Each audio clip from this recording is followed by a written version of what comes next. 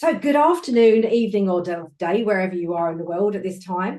And welcome to Salonpreneur Magazine, the Spring Edition podcast. And today I am joined by Tayo Afolabi, who is editor-in-chief of Beauty Reports and chief strategist of World PR Media. A mouthful. You've got nearly as many titles as me.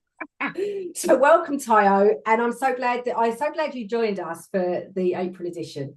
And yeah, and I said because you're sort of like you're new to the world as well. Just I don't know many people will know you in the industry or not. I don't know because I'd never come across you until last year. Problem. So my name is Tayo Afolabi, and I'm the chief strategist of World PR Media, as Sue has said.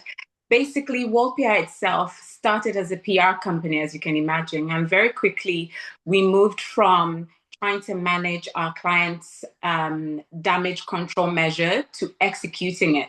So if they were receiving bad press for customer-related issues, we will help them recruit and train. If they were receiving bad press for technical malfunction, we will help them find technical partners or technical training. Fast forward many years down the line, we're now a multi-sector solutions finder. Now, one of the sectors we enjoy thoroughly is the beauty industry.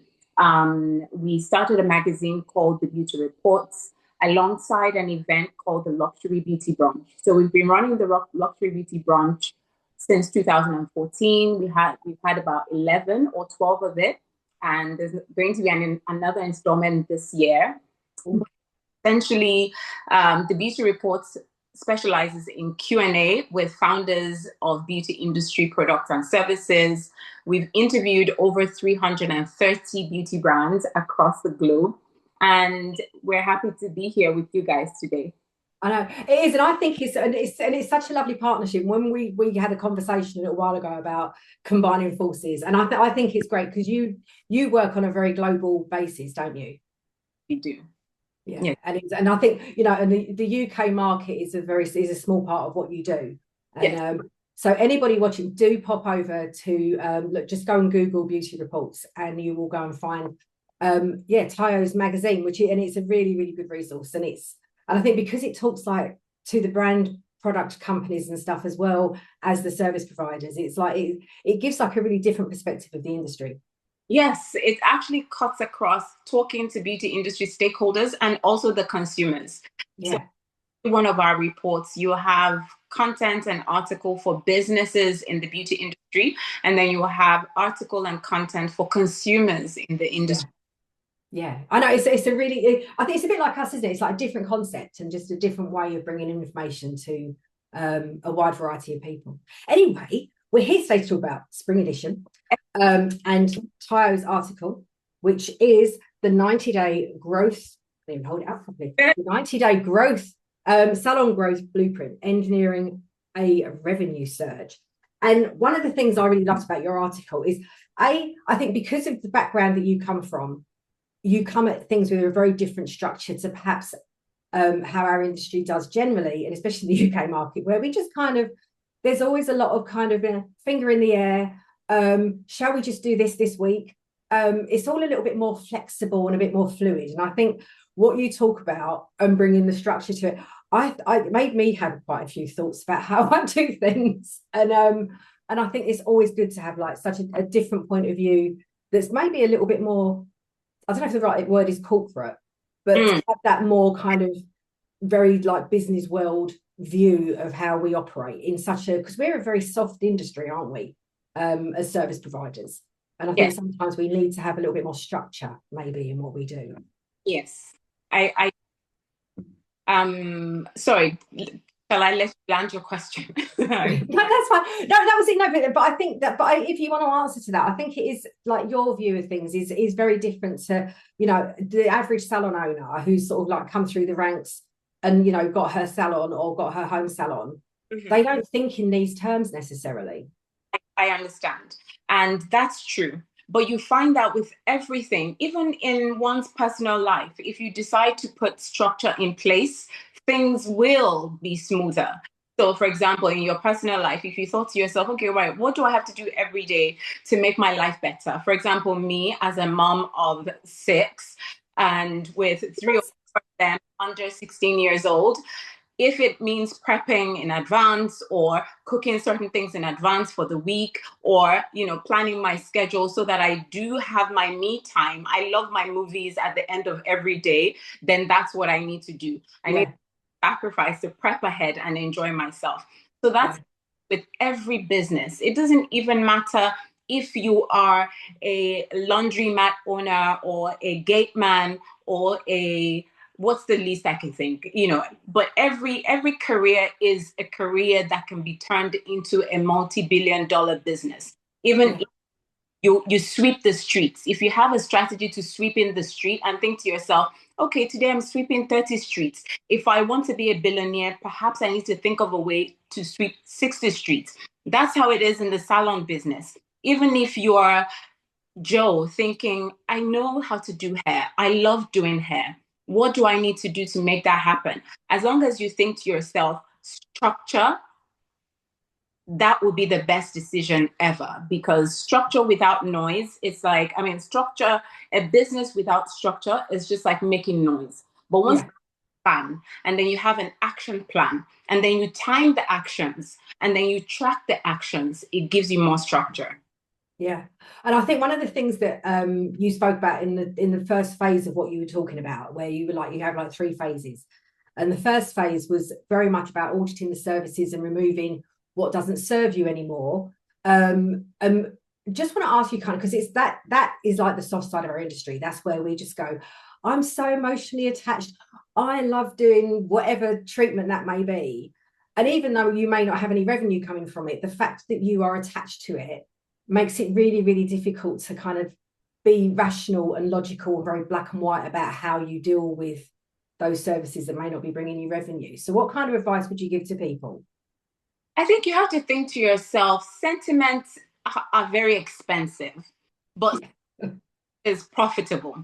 So sentiment is, I love doing a foot massage massage. I love doing this service, and this service takes 90 minutes of my time, but only brings me 50 pounds. That's sentiment. You love doing it. It takes a lot of time, but it's bringing you small revenue. But if you think to yourself, right, what are the top 5 services that people are requiring in this day and age? If not the top 5 trending, it could be the top 5 most healthy, option, most incredible service that you can offer. Even if it's £120 an hour, it would be a well spent £120.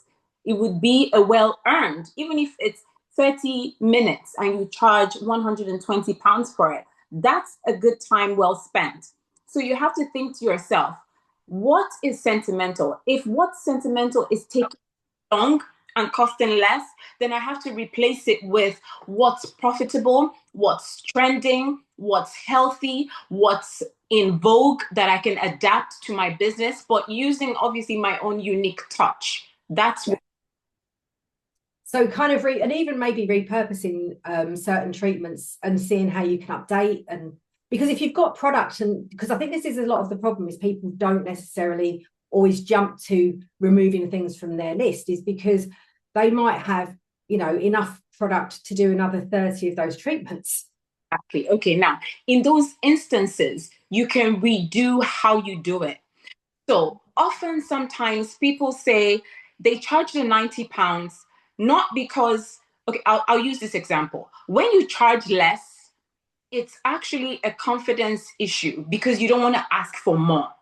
But when you say, right, I've got this product that still has 30 more sessions to go, but I can say, sir, our products you can send out an email to your clients and tell them our new improved XYZ system is going to move from £50 to £100 because we're tailoring the consultation, we're improving XYZ, use words that will make them feel like, wow. So with this service, it comes improved, it comes with more, you make them feel more special. You make the experience more special. And if you make it more special, even with the same product, in how you're delivering it, using fancy words, but mean what you say, by the way. Yeah. it from 50 to 150.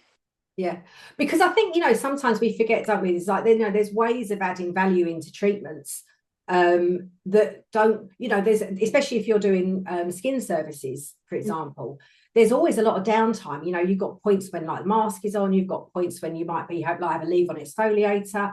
There's a lot of points when there's downtime. And historically, a lot of therapists used to leave the room. But you've got opportunities to do local, you should be in the room, health and safety, just for the health and safety reasons, you should be in the room. But there's opportunities there, isn't there, to like layer other services in. Yes. And to create all of that added value that makes them feel more valued and more special. Exactly. And they're getting something huge in return for that. Exactly. That could possibly be an option. Just think about how you can make the experience more pleasurable, more memorable, more relaxing for more of the money, but you make the client feel like they paid way less for feeling satisfied. And so one of the things as well is that we spend our life chasing new clients, and one of the things that you talk about in the article is about tapping into that loyal client base that they've already got. And I know years ago I was talking to somebody and they were saying, but it was about having 4 legs to the table.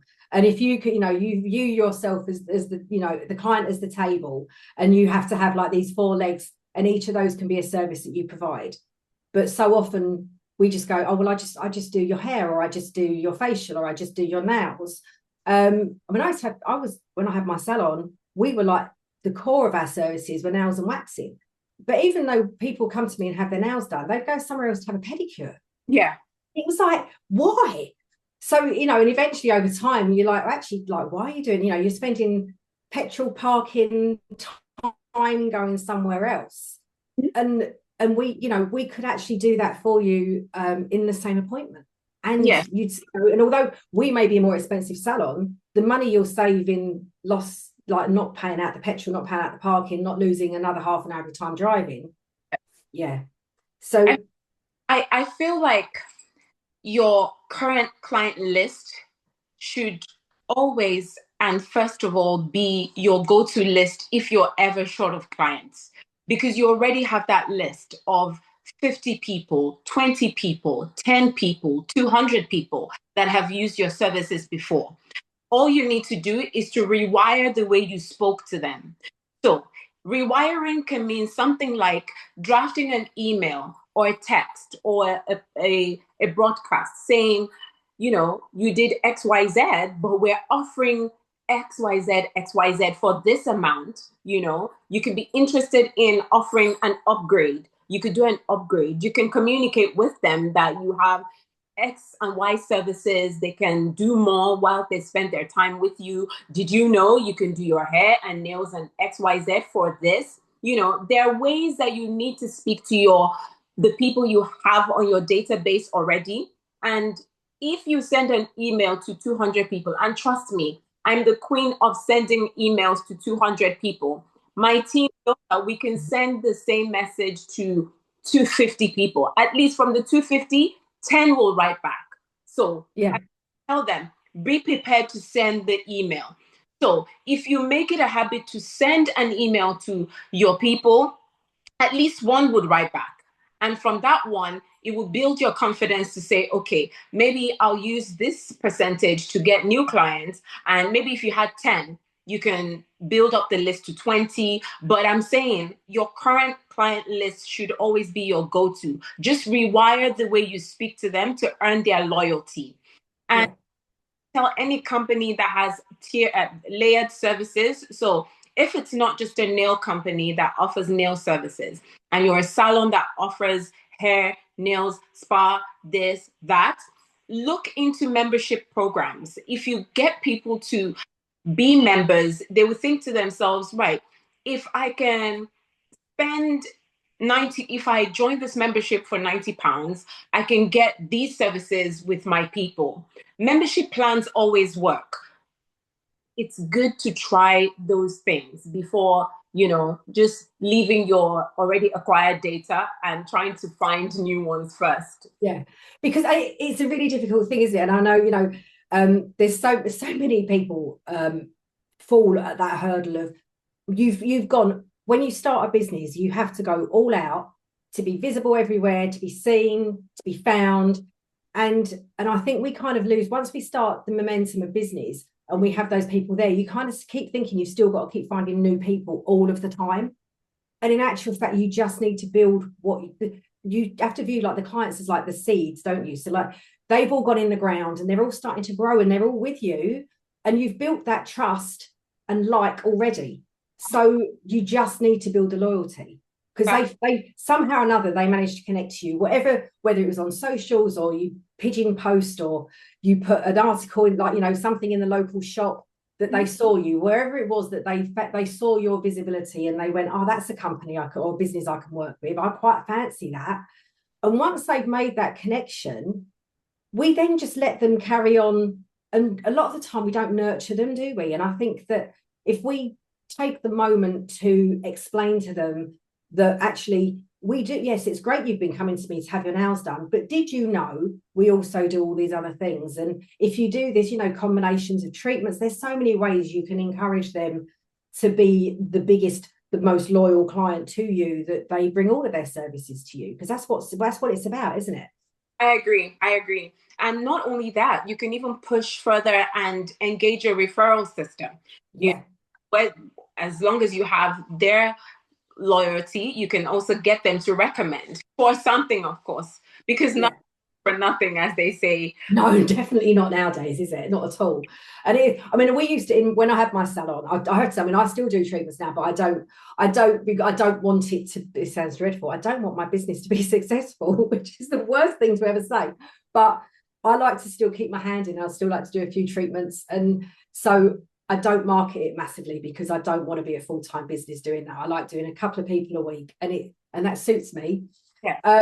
But I still do all the stuff and I'm still visible and I still do all of that side of things, but I don't do recommendations. It's like, but when I have my salon, so the recommendee would get a discount or something, and then the person that recommended would get something back.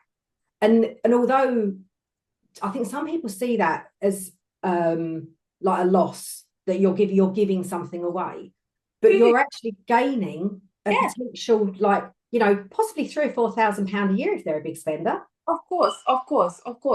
I mean, it's good to also have somebody who understands accounting on your team so that they can explain to you that even if you reduce a cost to attract customers, there are ways for you to get it back, and there are ways for you to multiply it in different ways.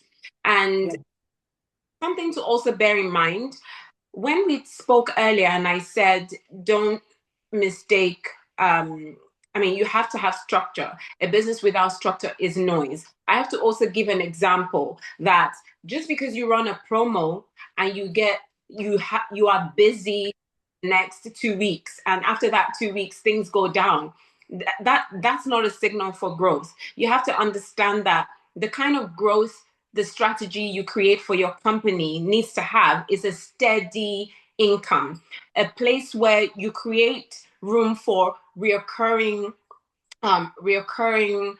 revenues, and knowing that we're going to have 50 haircuts because we sent out a promo to 200 or 100 people. We invited them to be members. We've given them an intro price for the membership. They've subscribed. 20 people have subscribed. We wrote to 100 people. 20 people have subscribed. So that means 20 times 50 or 60 pounds is guaranteed.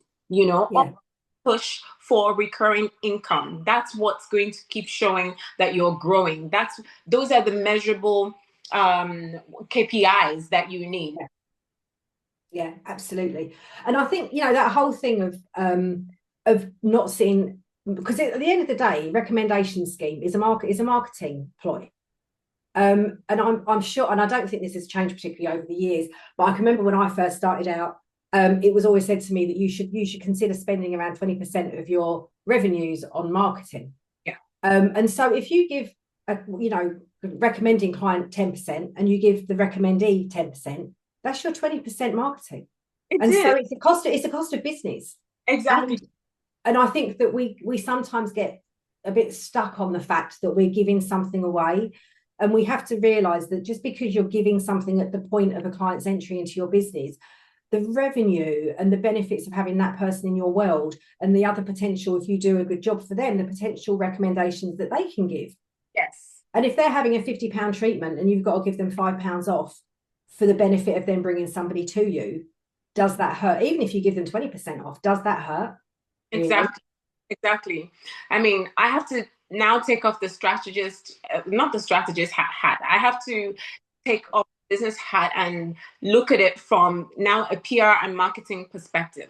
Always know that before you spend money on marketing, there are very, very creative ways, especially with technology, that you can use to see how to exhaust the kind of awareness you can generate free of charge first before you embark on spending money, especially if you're a small business, especially if you're a salon owner and perhaps you just started. So if you just started and you're thinking, I don't have all this 20% you guys are talking about to bring money in. What do I do? Well, that's where your social media content comes in. That's where your social media content comes in. That's when your hat of right. Can I identify people on Instagram that are socially approachable in my area, or even in your community, that you can say, offer you, I'm sorry, I was having a call. That's okay. Of its usual charge. If you come to my salon, you can exchange your services for them. People who socialize, for example, always need their hair done, always need their nails done, always need to look pretty. These are the kind of strategies we actually create for our clients that even have money. So we have clients that we represent, and sometimes they tell us, Mrs. Afolabi, we need 5 influencers to come on board and promote our new spa treatments for the next 6 months. And they pay us to find them influencers, but for small businesses, you can actually do that yourself. It's just a matter of creating proposals, drafting a small list of influencers, writing to them, engaging with them, but making sure that before you do that, your socials, your contacts, all of those things are all on point before you begin reaching out. Because the first thing I do when anybody sends me an email is I check out their social media footprint. Are they the kind of people I want to work with? Do they have a criminal against? Oh, yeah. But Definitely.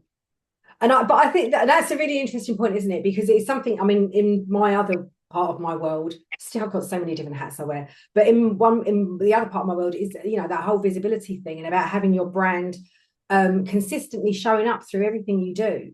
It's no good being on Instagram and having everything all pink and fluffy, and then you go onto Facebook and you're all organic and all about, vegan products and stuff. You have to assimilate everything across all of your platforms so that whenever anybody finds you, they immediately know it's you. And that consistency is so important, isn't it? And I know you were talking in the article about making sure that you have everything in place before you start trying to connect on big launches and stuff like that. Yes, because it's dangerous to get awareness without being prepared for the awareness, because the awareness will reveal your flaws. Yeah. If you create a campaign now that generates 100 results and you've promised a time window to execute all of those things and you cannot deliver, that's a problem.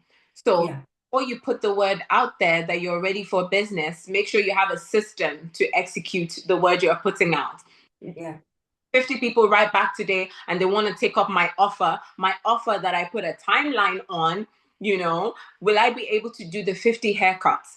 If I'm not able to, do I need to recruit? If I'm recruiting, how fast can I recruit?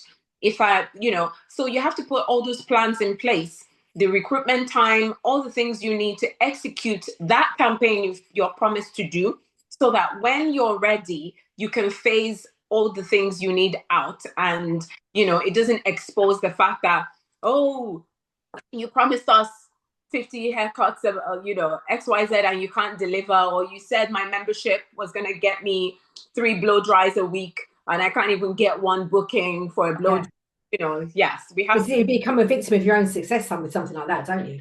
I don't know that anyone really uses Voucher and Groupon and stuff so much nowadays, but I can remember when they first started, a friend of mine put an offer out and they were absolutely inundated, and they put, it was only for something very basic like a lash tint. It wasn't anything major. Okay. But they had something like 300 people take it up because they didn't think it through.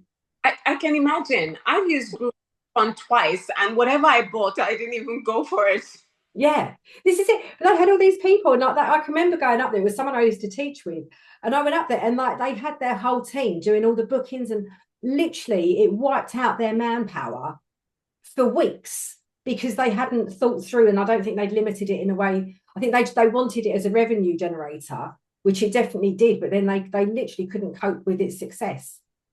Exactly. So you have to put things in place for you to be able to handle the aftermath of your campaign. Yeah. Hoping that it's going to be that successful, of course, because sometimes it doesn't always land, does it? I know. Not always land, but yes, when we're speaking about when it lands now. When it lands, yeah. But because if it doesn't land well, then they may need to take you up on your PR services, mightn't they?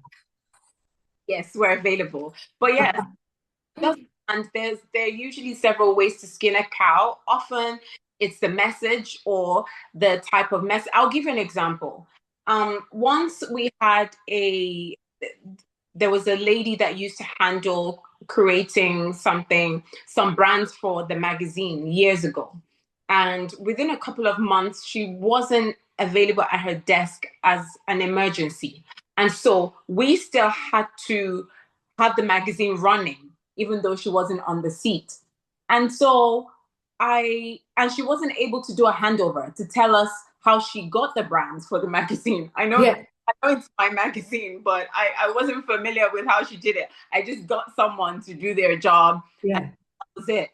And so it became, okay, how do we do this? How do we do that?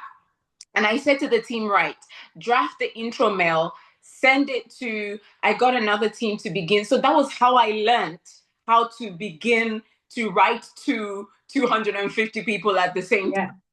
It was about 4 years ago. And so I said, you create a list of beauty brands, blah, blah, blah. You draft the proposal, and then we sent it off. Often a week can go, we don't get a reply. And so I said, what's the problem? It's obviously there that it's free. We're not asking them to pay. So what's the issue? Do you know that we just thought, okay, let's change the subject. We now changed the subject from sounding so businessy to something like spotlight on you or something. Yeah. On you. And in that week, about 3 people replied, It was like, oh, okay. So it can have a problem with the messaging or something in how you've said it. You're either sending the right message to the wrong people or the wrong message to the right people. You just need to keep tweaking, seeing, measuring, and eventually we'll get the synergy. Yeah, and I think as well and it's something I always see and I don't ever actually use, and it's something, and every time I see it, I think I probably should do that. Is like that whole A/B testing thing, isn't it? Like if you use like a mailing system like MailerLite or MailChimp, anything that's like an email platform, you'll get an opportunity to go A test or B test, and I know that's the perfect way to do it. I don't choose to do it myself because I always get to it and then I'm like, oh, I haven't got anything else ready. But be prepared. There's a lesson from me there to myself. But be prepared and have 2 different subject lines so that you can see, what it is that your audience connects with. Because I think so many of us, probably there's many of us that are guilty of not using that A/B testing thing. And that's what it's there for, isn't it? Is to test the wording and how that sits with your audience. Exactly. So there's one thing that stood out for me a little bit, and it is and it's something that kind of will probably resonate with an awful lot of the readers and a lot of people that are listening to this, or not listening, watching this podcast, is you said where the business starts to feel like a business rather than a series of daily emergencies. Then that is what actually creates that shift, is something that kind of like is in my head, because I know especially when I first started my business, it was like a series of daily emergencies, and it's only over time that you grow the experience and the confidence to be able to deal with it. Yeah. So what is it? So what do you think is that shift that what is that point when you suddenly go from knowing or just having like firefighting all the time, because so many business owners do that? So I have to use personal experiences to let people understand this analogy. And it goes like this. When something happens, I'll give an example. I mentioned to you earlier that we just started running this new business and I run it with my sisters, etc., etc. As the strategist, so I'm the strategist in that environment. And as the strategist, I have to advise them on how to solve multiple issues. And mind you, these multiple issues are in a sector that I'm not familiar with. But as a multi-sector strategist, I have to learn the industry in order to understand the industry. But in this case, I was put on the spot on it. Now, what happens is when you get an emergency, as you deal with it, note that nothing is such an emergency that life ends in the next hour. So there's always time to think. When and say to yourself, is this something that needs to be solved today? Okay, if so, I need a good time to think about the outcome. Usually, if something is a rush decision, there would be a way you yourself, as the person dealing with it, would think, right, if this is what I need to do to solve it, then you list your action. Anything you're able to write down and articulate, you can find a solution to. So the way you move from not daily fighting fires is when there are errors, understand the reason for the error, put measures in place to solve the error. So in the next time that kind of error occurs, it no longer becomes an issue. It just becomes, it's like creating a method of operation to handle crap. Sorry to use the word. No, that's fine. That's fine. And I love actually that line you just said about if you can write it down and articulate it, there'll always be a solution. It's just like mic drop moment, Tayo. I mean, it's just I've been called to imagine receiving a call to say the power source to the factory has just like birds. There was I don't know what they call a group of birds, whatever they call them. Flock of birds. A flock? Yeah, flock. Yeah, a flock of birds. So a flock of birds destroyed the power factory and we're supposed to be producing. I mean, how do you wake up to things like that? But okay, right. Is it the natural power or can we use generator? If we can use generator, let's XYZ. If we cannot use power, that means the factory will need to shut down. Somebody needs to call the clients. Everybody, you just think in stages. What is the fire that if you don't put it out, the world would, something will happen. Put fire first and then begin to deal with it. Now, if that situation occurs again, it's not do or die. There's a way to fix it. And how you begin to master your area. That's how you begin to master whatever you're dealing with. When you have a problem, find out why. Once you know why, put ways to stop it in future. If you can't stop it, use the same solutions you used the first time. But every time you use that solution, you might maybe master a way for you to completely eradicate the problem. Yeah. And it reminds, and as you were saying that, and I came across it again the other day. It's in my planner, actually, and I've got loads of quotes in there. And there's one that's a brilliant Einstein quote that is about if you're given an hour, and it's like, I can't think of the proper quote, but it's like if you're given an hour and it's like a life or death situation, what would you do? And Einstein's view was, I'd think for 55 minutes. Wow. And then I would act in the last 5. Interesting. Yeah. And I was like, and it's so true, because I think, and I've had this conversation a lot over the last couple of weeks actually about taking the time to think, taking time to read, taking time to write, and that they're not bad things to do, and that sometimes, particularly as a business owner, we need to own our time to reassess and to think and to review and to consider. Yes. And that's not a bad thing to do.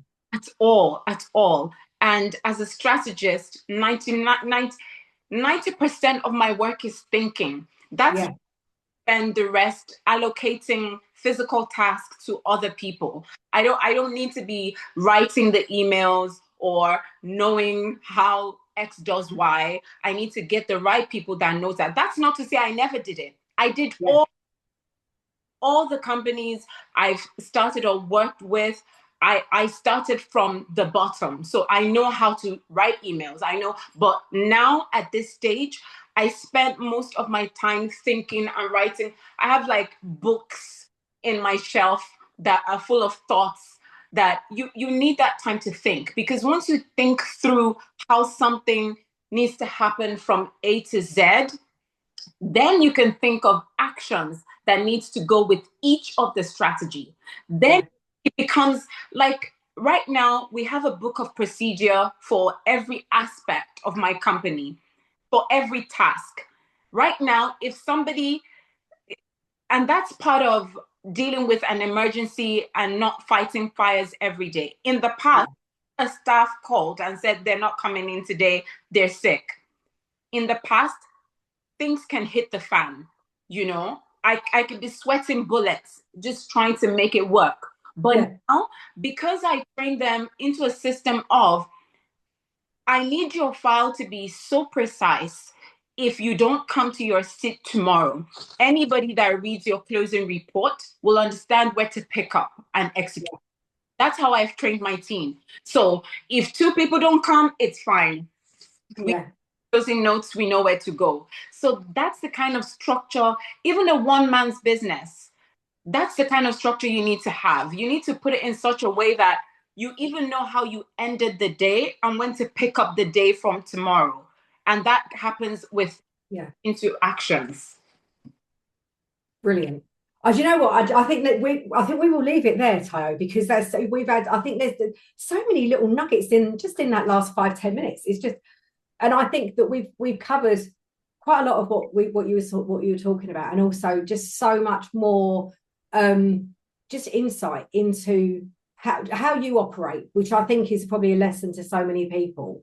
And it is that, and I think to a degree we kind of do that kind of, well, I'd like to think that as an industry we do that kind of closing notes, because like with our client side of things, definitely, because we have our consultation of what we've done and what we've told them to go and do and what they're going to do next time. So hopefully it seems to be that everything we've spoken about comes down to planning and having a strategy. Yes. It does. Anyway, thank you so much, and really do pop over to Tayo's World and go and grab Beauty Reports, because it is a really, really great publication, and gives you so many other things to think about other than what's happening inside your little salon. Thank you. Can I just give a closing statement? Of course you can. Go for it.